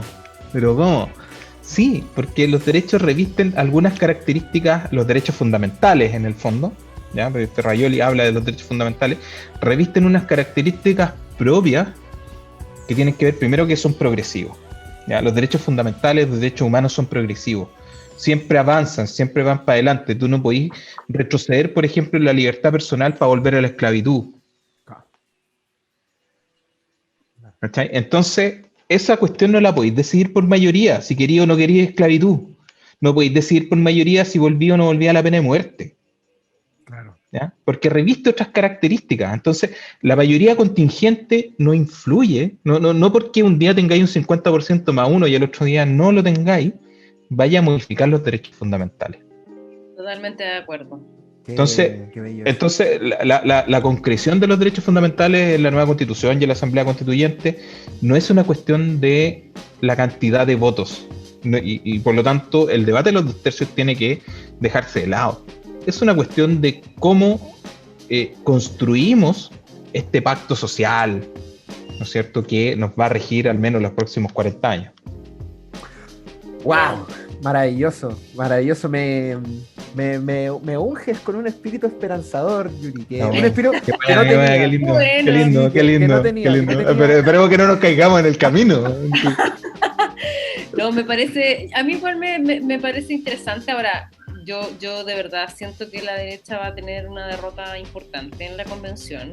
Tenemos. Así que esta parte de la conversación es súper relevante sobre cómo van a quedar las posiciones. Y bueno, yo quiero agradecerte, Yuri, por acompañarnos, por estar esta noche junto a nosotros.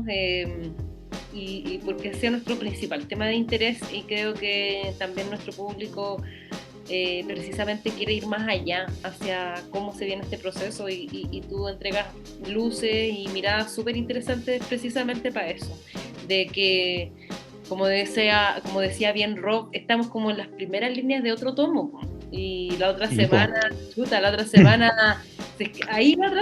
parte el tomo, ¿cachai? El prefacio. ¡Ay, estamos ahí! Estamos ahí. Prefacio del Apocalipsis. Sí. Oigan, Sí. Siempre el Apocalipsis, Natalia. Siempre las conspiraciones, el Apocalipsis, los Anunnaki. Adentro de la Tierra hay una civilización que nos va a invadir. Toda esa idea. Oigan, y antes de cerrar rápidamente, haciéndole honor al nombre de nuestro programa, queríamos invitar a Yuri a que, si es que quiere, puede no querer también, pasar a nuestro paredón para fusilar con palabras, ¿cierto? Este pequeño espacio de descargo, de catarsis sociopolítica que nos regalamos a nosotros mismos, y finalmente es un regalo para nosotros mismos, en los cuales nos descargamos respecto a un agente de la política, del escenario político social, o una situación, a quien creas tú que se merece que paguen, que se merece un que paguen. Nati anda pensando el tuyo, voy a partir yo para darles tiempo, y yo quiero enviar al paredón esta semana a Cristian Larroulet, el jefe de asesores, ¿cierto?, de Sebastián Piñera, y que esta semana le hicieron una boda roja, o sea, esta semana no, este mes le han hecho una boda roja desde el oficialismo, dándole gran parte de la bancada. Boda roja. Sí. Boda roja, Larroulet. Chao, conchetumare. Lo mando al paredón para que se vaya al segundo piso y se vaya de nuestras vidas el concha de su madre, que se vaya, que se aleje, por favor, de todo lo que tenga que ver con gobernar Chile, porque Desde Pinochet para adelante, desde la Alemania nazi para adelante, la Roulette ha estado demasiado cerca del poder y eso le ha hecho demasiado daño a todo el pueblo. Para los oyentes que no sepan quién es él, los invitamos a que escuchen el próximo programa, donde vamos a estar expandiendo esta situación, porque sin duda la Roulette es uno de los personajes de este mes y que merecidamente se va a apoyar su espalda contra nuestro paredón. Cristian La Roulette, chúpala. Adiós. Oh, durísimo, eres durísimo. Sí, o sea, no Oye. puedo ser de otra forma, estoy muy lejos. Sí, se lo merece de todas maneras, de todas maneras. Oye, mi paredón es súper cotidiano, es como que no lo pensé y estaba pensando rápidamente en mi vida más cotidiana. He estado tan inmersa en cuestiones de campaña y súper enfocada en eso que simplemente voy a decir algo muy de guata y de mi vida. Quiero mandar al paredón a la cadena de pizza Papa John's. Tremendo. Bueno, los odio, te juro que los odio. Bueno, me despierto en la mañana porque soy vecina de estos dos personajes. Me despierto en la mañana y su local está abierto. Me acuesto en la noche en toque de queda y su local está abierto. Estoy transitando durante el día y paso por mi casa y su local está abierto. Siento que son el máximo ejemplo de la explotación humana, como si fuesen un producto de primera necesidad y hacen trabajar a seres humanos de forma tremendamente esclavizada, brutal, y por el aumento de la alimentación poco sana para la población. Bueno, siento que alguien me comentó que también tienen relaciones con ciertos personajes de derecha, pero eso no me consta, no tengo idea. Lo único que me ha gustado es alguien que dibujó a Elton John en una portada de la pizza, porque amo a Elton John, pero no se compara, o sea, encuentro igual una ofensa a Elton John que lo hayan dibujado ahí. Odio a esa cadena y odio a las pizzas de cadena. Siento que son un reflejo de lo mal de esta humanidad capitalista y neoliberal que tenemos que cambiar en este país. Vamos por esa pyme y por la pizza casera. Sí, pyme de pizza. Todas las mejores pizzas que me he comido en mi vida son pyme de pizza casera o casera. Oye, Bien, Nicolás Ibáñez, uno de los empresarios de Papa John's, dijo en el 2019, a raíz del proyecto de ley de la reducción de la jornada laboral, que era un ofrecimiento de irresponsabilidad máxima, Natalia. Mira ahí. Bien, gracias Roberto por alimentar mi odio. Sí, por darle cuña a mi que paguen, al paredón. A tu servicio. Muy bien. Querido Yuri. Oye, ¿puedo tomarme una patudez de hacer un que paguen, de primero elegir al pelotón de fusilamiento y segundo que sean dos por favor, dos por fusilados? Por favor. Primero quiero elegir como pelotón de fusilamiento y como un homenaje, que Natalia va a estar pero muy de acuerdo conmigo, al gran David Filoni. Voy a elegir como pelotón de fusilamiento al Escuadrón Clon 99 de Bad Batch, que acaba de estrenarse Ya, bien, dale. con mucha crueldad fusilen a dos personas. Primero a Iván Duque, presidente de Colombia. Sí, por supuesto. Al paredón. No sé si hay mucho que argumentar ahí, ¿cierto? Y quiero que disparen los dardos directamente a un abogado que se llama Cristian Riego. Yo les voy a dar contexto. Yo, además de dedicarme a los temas constitucionales, como decían ustedes, me dedico a los temas de derechos humanos. Soy abogado de la Comisión Chilena de Derechos Humanos y soy uno de los abogados firmantes de la denuncia que se ha hecho contra Sebastián Piñera en la Corte Penal Internacional. Aguante, Yuri. No nos podéis soltar esta pepa a esta altura del programa. Pero Natalia sabía. Yo no sabía. Y bueno, ya ha causado harto revuelo, ¿no es cierto? Porque firmamos junto con Baltasar Garzón. Y Cristian Riego sacó una columna en El Mostrador diciendo que esta presentación carecía de fundamento, etcétera, pero la presentación ha tenido un primer impacto importante, que es que el Ministerio Público, la Fiscalía Nacional, el fiscal nacional Jorge Abbott, ha instruido a los fiscales a que reabran las causas por derechos humanos del estallido que habían cerrado y que son cuestiones que nosotros hemos denunciado en la Corte Penal Internacional. Por lo tanto, Cristian Riego, para ti, de Bad Batch, que te fusile. Bien. Que Crosshair te ponga un tunazo en la cabeza. Una orden 66. Una orden 66 contra ti. Sí. Bien. Bien, Oye, bien. me gusta que te hayas tomado muy en serio nuestro paredón Yuri Vázquez, genio, abogado, está ahora muy involucrado en las causas justas, así que Yuri, tremendo. No, gracias a ti, gracias a ustedes. Tremendo valor de la ocupación de tu tiempo, como, bueno, Yuri es muy experto, como escuchamos en Derecho Constitucional, pero ahora efectivamente está concentrado en también hacer justicia, ¿no es cierto?, en todo lo que ha estado ocurriendo en nuestro país y las atrocidades que seguimos viendo desde este gobierno que permanentemente desnudamos en que paguen. Así es, Yuri, si quieres unas palabras para cerrar antes de despedir el programa. Nada, pues, siempre se nos alarga. Sí. Se nos alargó caleta ahora, sí. Oye, no, primero, no, solo darle las gracias, le ha pasado súper bien, ha sido súper entretenido. Es evidente que es súper entretenido hablar de los temas que a uno le interesan, pues, ¿sí? Cuando a uno lo invitan a hablar de los temas propios, se extiende y lo disfruta, pero además ustedes son súper buenos interlocutores, así que encantado. Me dejo comprometido para cuando ustedes quieran invitarme de nuevo, así que yo feliz. Y saludo a todos los auditores de Que Paguen. Qué maravilla, no, muchas gracias, Yuri. La verdad ha sido una jornada altamente ilustrativa. Has echado mucha luz sobre mucha sombra y quizás algunas sombras.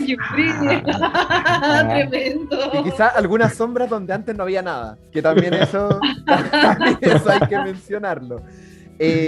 A nuestro querido pueblo soberano que nos escucha en cada interacción, ¿cierto? Los invitamos a que compartan nuestro contenido, ¿cierto? Para que esta información que creemos que es más que necesaria a puertas del inicio de este prefacio hacia el apocalipsis que mencionábamos antes comience. Compartan nuestro contenido, suscríbanse y bueno, nos estaremos viendo a fin de mes, ¿cierto? Con el repaso de lo que fue este turbulento mes de mayo, este mes que quizás vamos a hacer una mención ahí a los grandes marinos de nuestro país a fin de mes también, quizás. Sí, quizás. Oye, me gustó eso de dejar a The Bad Batch a la Fuerza Clon 99 ahí en el paredón. Me gustó, creo que los vamos... Bien, me gustó. El pelotón de fusilamiento oficial de Que Paguen. Que Paguen, me parece. Sí, nadie mejor para estar ahí que unos clones defectuosos, que les dicen defectuosos. Ahí va.